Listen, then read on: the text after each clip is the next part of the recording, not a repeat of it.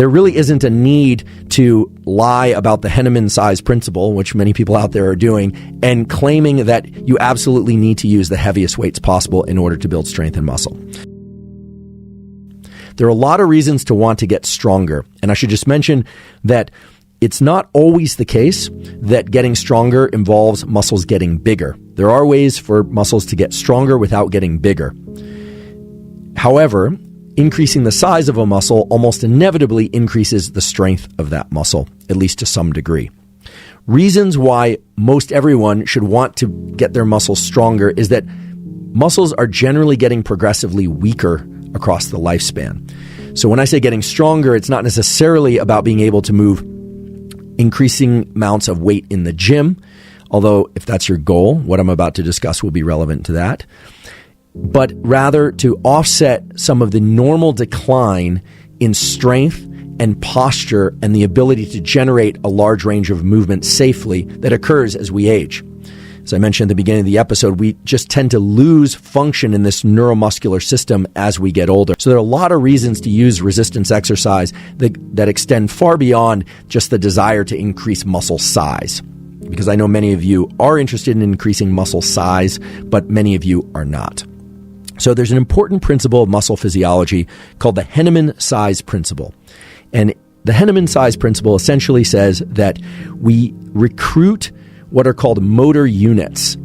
Motor units are just the connections between nerve and muscle in a pattern that staircases from low threshold to high threshold. What this means is when you pick up something that is light, you're going to use the minimum amount of nerve to muscle energy in order to move that thing.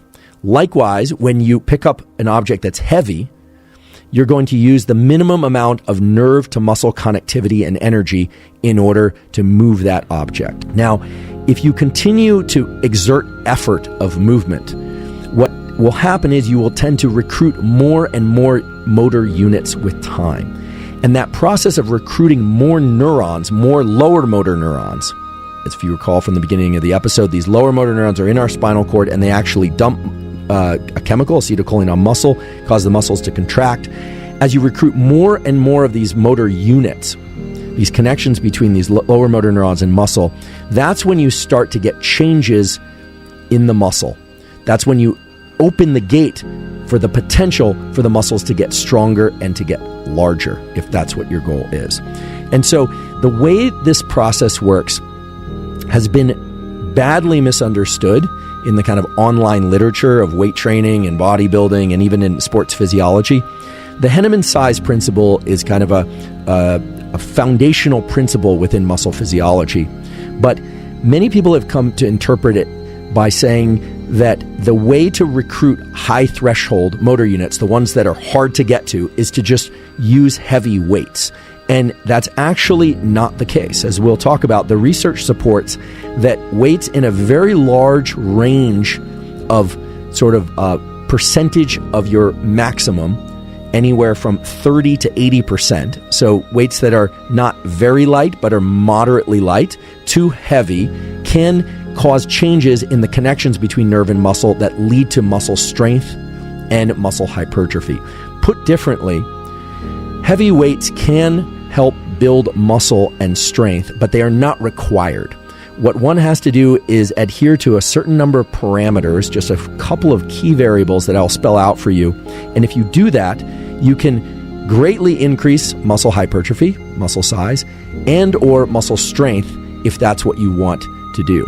And you don't necessarily have to use heavy weights in order to do that. Now, I'm sure the powerlifters and the people that like to move heavy weights around will say, no, if you want to get strong, you absolutely have to lift heavy weights. And that might be true if you want to get very strong. But for most people who are interested in supporting their muscular such that they offset any age-related decline in strength or in increasing hypertrophy and strength to some degree, what is changing when muscles get larger or stronger?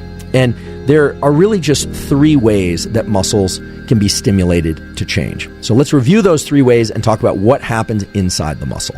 So there are three major stimuli for changing the way that muscle works and making muscles stronger, larger, or better in some way. And those are stress, tension, and damage.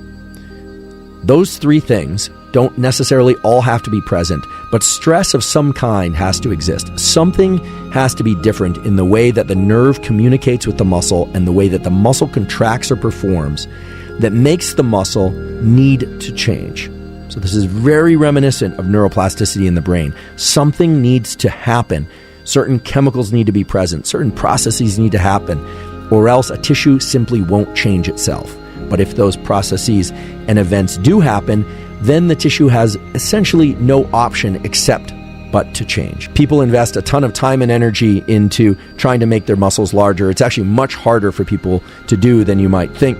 But I do want to give one exception because it illustrates an important principle of where we're headed next. Everybody has imbalances in how muscles can grow, how well muscles can grow, or how poorly or how challenging it is for their muscles to grow. Now, many people who are afraid of getting too bulky, for instance, are afraid of lifting weights. But I think the research shows now that everyone of pretty much every age should be doing some sort of resistance exercise, even if that's body weight exercises, in order to offset this age-related decline in muscle contractile ability, muscle strength, etc., improve bone density. There's nothing good about getting frail and weak over time. And people who invest the effort into doing resistance exercise of some kind, whether or not it's with bands or with weights or with body weight, really benefit tremendously at a whole body level, at a systemic level, as well as in terms of muscle strength. And it has everything to do with those upper motor neurons that are involved in deliberate control of muscle. You can actually do this test right now. You can just kind of march across your body mentally and see whether or not you can independently contract any or all of your muscles. So for instance, if you are sitting in a chair or you're standing, see whether or not you can contract your calf muscle just using those upper motor neurons, sending a signal down and deliberately isolating the calf muscle, okay? If you can contract the calf muscle hard to the point where that muscle almost feels like it's starting to cramp, like it hurts just a little bit, it's not going to be extremely painful, nor is it going to have no sensation whatsoever, chances are you have very good upper motor neuron to calf control. And chances are, if you can isolate that, what they call the brain or mind-muscle connection, and you can contract the muscle to the point where it cramps a little bit, that you hold a decent to high potential to change the strength and the size of that muscle if you train it properly. Now, if you have a hard time doing that, chances are you won't be able to do that. If you want to get stronger, it's really about moving progressively greater loads or increasing the amount of weight that you move. Whereas if you're specifically interested in generating hypertrophy, it's all about trying to generate those really hard, almost painful, localized contractions of muscle. Now, of course, how much weight you use in order to generate those contractions will also impact hypertrophy. But I think most people don't really understand the mind-muscle connection. It sounds like a great thing, but it's actually one of the things you want to avoid if your goal is simply to become more supple or to become stronger.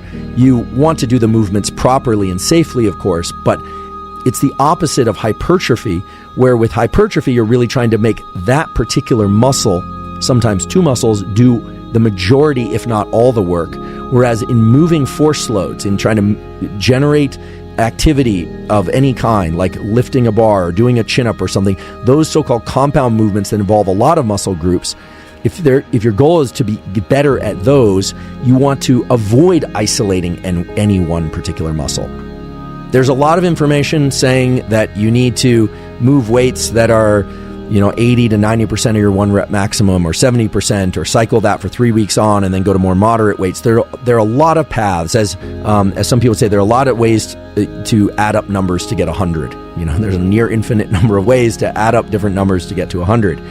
And what's very clear now from all the literature that's transpired, and especially from the literature in this last 3 years, is that once you know roughly your 1 repetition maximum, the maximum amount of weight that you can perform an exercise with for 1 repetition in good form, full range of motion, that it's very clear that moving weights or using bands or using body weight for instance, in the 30 to 80% of 1 rep maximum, that is going to be the most beneficial range in terms of muscle hypertrophy and strength. So muscle growth and strength.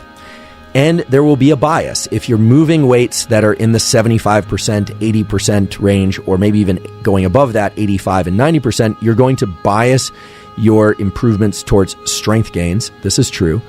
And if you use weights that are in the 30% of your 1 repetition maximum, or 40% or 50%, and doing many more repetitions, of course, then you are biasing towards hypertrophy and what some people like to call muscle endurance.